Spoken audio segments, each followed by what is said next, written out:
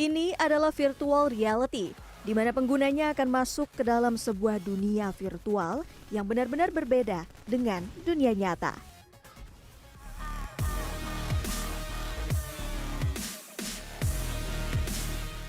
Sedangkan ini adalah augmented reality, teknologi yang bisa menggabungkan objek virtual ke dunia nyata, biasanya menggunakan smartphone, namun interaksinya terbatas.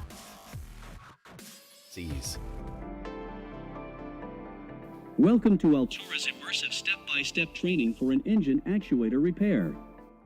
Dan ini adalah mixed reality, sebuah teknologi yang memiliki campuran konsep antara virtual reality dan augmented reality. Hasilnya, teknologi ini dapat menciptakan interaksi yang lebih kompleks antara lingkungan nyata dan objek virtual yang diproyeksikan melalui sebuah kacamata khusus. Untuk merasakan langsung teknologi mixed reality, saya mengunjungi kantor Microsoft Indonesia. Untuk menggunakan teknologi mixed reality secara optimal, salah satunya bisa menggunakan kacamata ini. Kacamata ini adalah kacamata HoloLens. Bedanya dengan kacamata virtual lain adalah bisa dilihat lensanya ini transparan, jadi kita tetap bisa melihat lingkungan sekitar. Nantinya kacamata ini juga mampu menampilkan tampilan animasi grafis, dan kita bisa melakukan interaksi secara langsung menggunakan isyarat tangan. Di sebelah saya.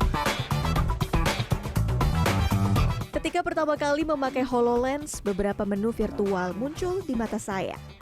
Ada pula objek lain yang bisa dipindahkan atau dimainkan seperti halnya benda nyata. Awalnya agak terasa aneh bagi saya, karena saya bisa melihat objek benda virtual sekaligus ruangan tempat saya berada.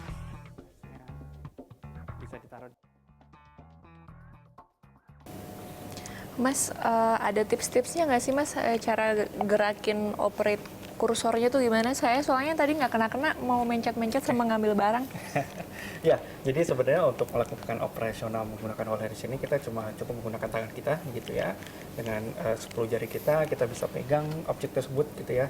Jadi mungkin pembiasaan dari sisi bagaimana kita menggunakan environment kita gitu. Jadi nanti objeknya benar harus kita deketin. Jadi kalau objek itu bendanya agak jauhan dikit kita harus deketin.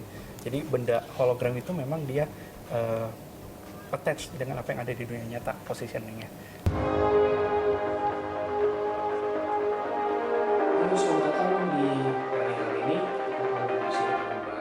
Setelah beberapa saat saya mulai terbiasa, saya mencoba simulasi yang lebih sulit, yaitu mencoba fitur kolaborasi, di mana saya harus berlatih mengoperasikan sebuah mesin dengan panduan seorang instruktur yang berada di tempat lain secara real time. Nice work.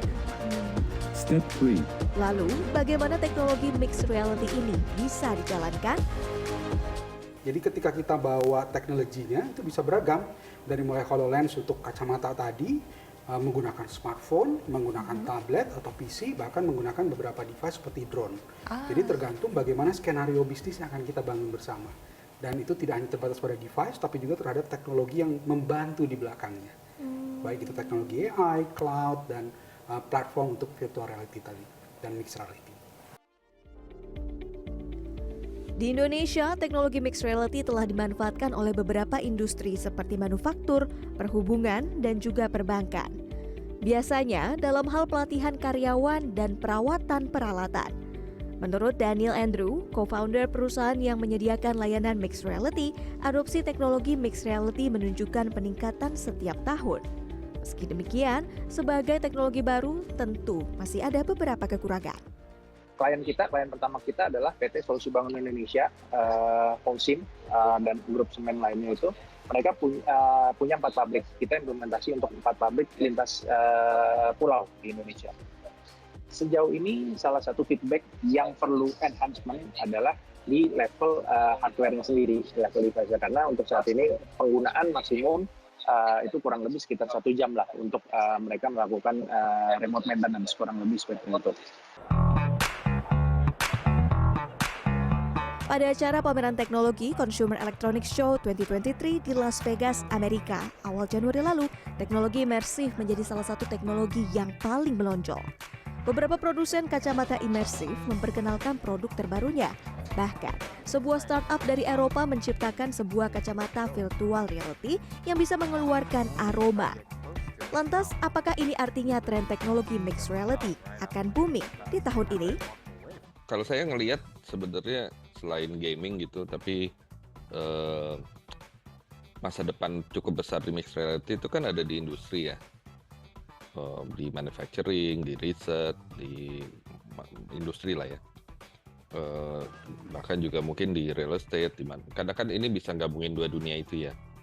Jadi kurang lebih di situ. Nah, mungkin ini bicara masalah prioritas saja. Apakah mereka udah ngelihat ini sebagai prioritas yang must have apa nice to have gitu. Karena kan teknologi itu pasti adopsinya ada hubungannya juga dengan benefit realnya apa sih gitu kan. Saat ini teknologi mixed reality baru dimanfaatkan oleh kalangan industri.